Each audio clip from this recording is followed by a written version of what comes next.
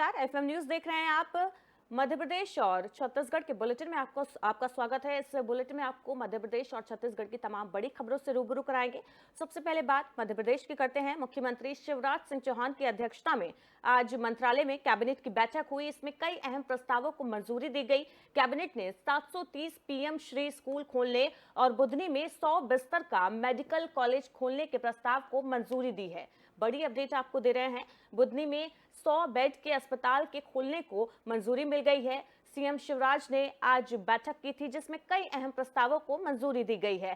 Cabinet में 730 PM Shri school की स्थापना का अनुसमर्थन किया गया। प्रदेश के 313 विकास खंडों में 626 प्रत्येक विकास खंड में 2 स्कूल, 52 जिलों के नगर निकायों में 104 स्कूलों को पीएम श्री स्कूल के रूप में चिन्हित किया जाएगा। चिन्हित स्कूलों में प्रारंभिक शिक्षा और एक विद्यालय उच्चतर माध्यमिक शिक्षा के लिए संचालित होगा। पीएम श्री स्कूल के लिए 60 और 40 के अनुपात में केंद्र और राज्य सरकार राशि वहन करेगी, यानी कि इतना 60 और 40 के अनुपात की जो राशि है वो राज्य सरकार खर्च करेगी। सभी 730 पीएम श्री स्कूलों में हर साल 277 करोड़ 40 लाख रुपए का खर्चा आएगा, जिसमें से 110 करोड़ 96 लाख रुपए राज्य सरकार देगी। ये परियोजना 5 साल की है। इस अवधि में 554 करोड़ 40 लाख रुपए का व्यय भार राज्य सरकार पर आएगा। योजना के 5 साल बाद इसका संचालन पूरी तरह राज्य सरकार द्वारा किया जाएगा। स्कूलों में शिक्षा की गुणवत्ता, समानता और शिक्षा की सुविधा की पहुंच का समावेश किया जाएगा। देश में 14,500 पीएम श्री स्कूल की स्थापना का लक्ष्य रखा गया है। तो आज सीएम शिवराज सिंह चौहान ने एक अहम बैठक की थी जिसमें कई अहम प्रस्तावों को मंजूरी दी गई और इसी में से एक अहम प्रस्ताव है जिसको मंजूरी मिली पीएम श्री स्कूल की। प्रदेश में बड़े स्तर पर पीएम श्री स्कूलों को खोला जाएगा और उनका संचालन किया जाएगा। शुरुआत में केंद्र सरकार की तरफ से स्कूलों के संचालन में सहायता राशि दी जाएगी और 5 साल की जो योजना है इसके बाद 5 साल के बाद इन पीएम श्री स्कूलों का जो खर्च है वो पूरी तरीके से राज्य सरकार पर आएगा।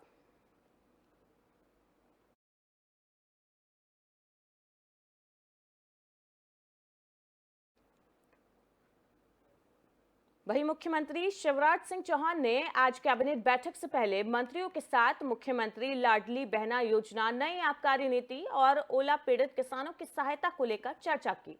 मुख्यमंत्री शिवराज सिंह चौहान ने इंदौर घटना पर 2 मिनट मौन रखकर मृतकों को श्रद्धांजलि दी।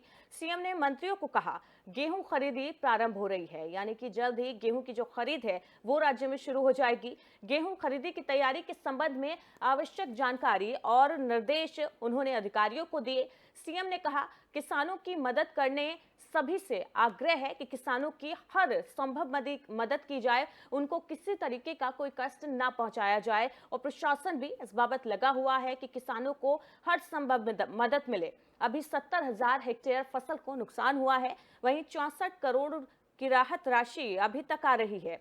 अभी 4 से 5 जिलों का सर्वे पूरा नहीं हो पाया है। सीएम ने मंत्रियों से यह भी कहा कि आप भी चेक कर ले, किसानों की मदद करने में कोई कसर नहीं रहनी चाहिए। सीएम का कहना है, जैसे ही जानकारी आएगी वो कोशिश करेंगे कार्यक्रम आयोजित कर सिंगल क्लिक के माध्यम से सभी जिलों में एक साथ मुआवजा राशि डाल दें ताकि किसानों को राहत मिल जाए।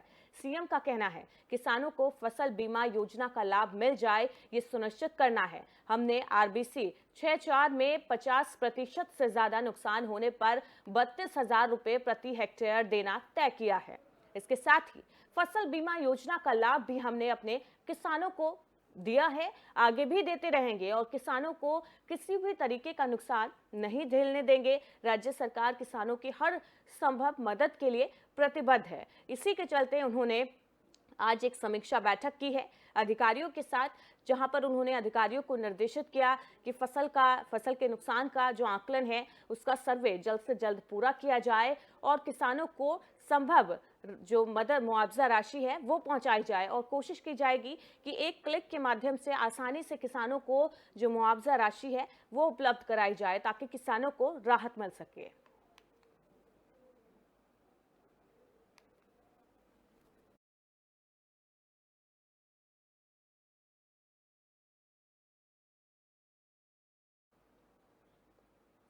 वहीं मध्य प्रदेश के मुख्यमंत्री शिवराज सिंह चौहान आज जिले की बरेली तहसील के अंतर्गत आने वाले ग्राम छूछर में एक निजी कार्यक्रम में शामिल होने के लिए अपने हेलीकॉप्टर से पहुंचे। मुख्यमंत्री के स्वागत के लिए हजारों की संख्या में आम जनता वहां पर मौजूद रही। दोपहर 1 बजे शिव मैरिज गार्डन में मुख्यमंत्री शिवराज सिंह चौहान ने जनता को संबोधित किया।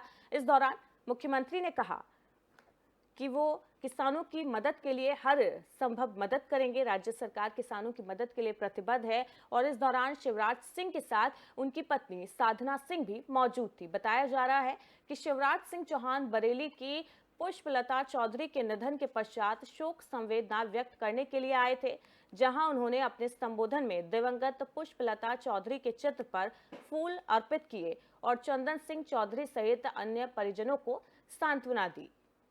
तो पत्नी संग आज रायसेन के बरेली पहुंचे थे मुख्यमंत्री शिवराज सिंह चौहान, जहां पर उन्होंने दिवंगत प्रेमलता और चंदन सिंह चौधरी सहित अन्य के परिजनों को सांत्वना दी।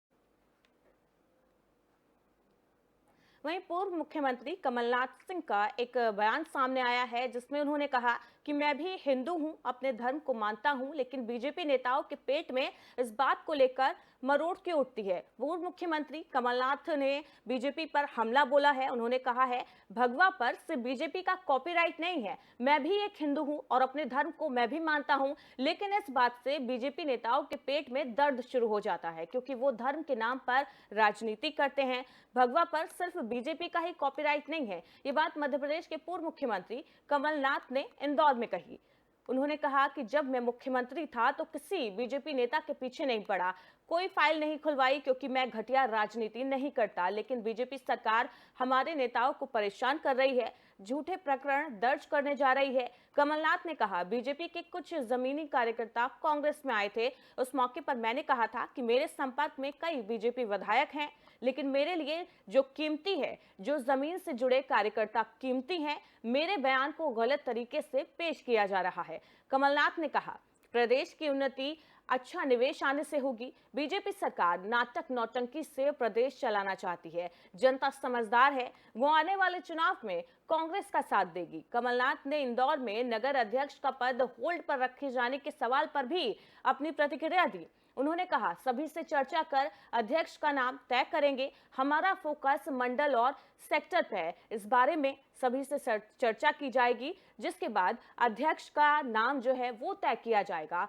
सबसे पहले हमारा फोकस मंडल और सेक्टर पर है। तो पूर्व मुख्यमंत्री कमलनाथ ने बीजेपी पर जमकर हमला बोला और कहा कि बीजेपी का जो भगवा है उस पर सिर्फ बीजेपी का कॉपीराइट नहीं है, इस देश के करोड़ों हिंदुओं का हक है। मैं भी एक हिंदू हूं, मैं भी पूजा करता हूं, लेकिन इस बात से बीजेपी के पेट में दर्द क्यों शुरू हो जाता है।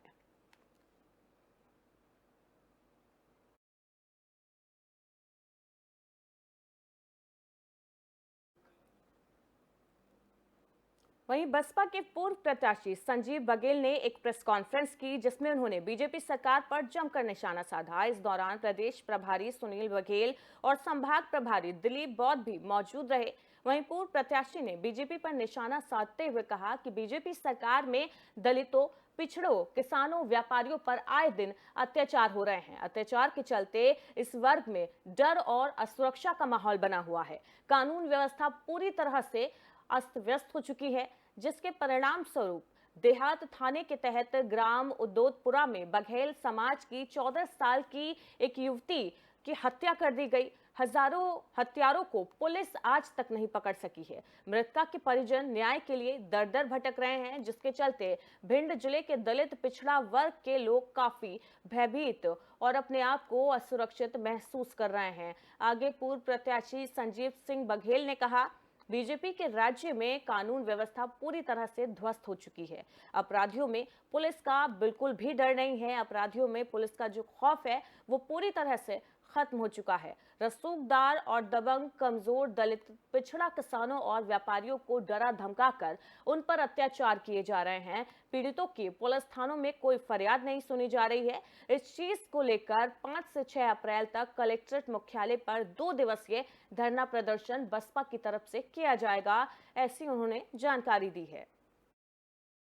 बहन सीता बघेल 24 जनवरी 2023 को उनकी निर्मम हत्या कर दी जाती है। उसके बाद आज तक पुलिस अपने जो तथ्यों पर पहुंचना चाहिए उस पर नहीं पहुंच रहे। आए दिन मध्य प्रदेश के अंदर और भिंड जिले में ओबीसी, दलित और सामान्य जो अति गरीब लोग हैं उन पर अन्याय अत्याचार हो रहा है। उसके तहत कल से जिले में हमारे संजीव बघेल के नेतृत्व में 5 तारीख को धरना और 6 तारीख को पूरे जिले से हमारे कार्यकर्ताओं के साथ में प्रदेश अध्यक्ष के नेतृत्व में आए दिन हो रहे अन्याय अत्याचार के उपलक्ष्य में हम लोगों ने ये प्रेस वार्ता बुलाई है। देखिए, आप हम लोगों ने सीता बघेल के न्याय के लिए हमेशा मांग की है। 2 महीने पहले की ये घटना है। उस समय भी हम लोगों ने पार्टी की तरफ से ये मांग की थी कि उस बेटी को न्याय दिलाया जाए, लेकिन 2 महीने से ज़्यादा बीत जाने के बाद भी आज दिनांक तक पुलिस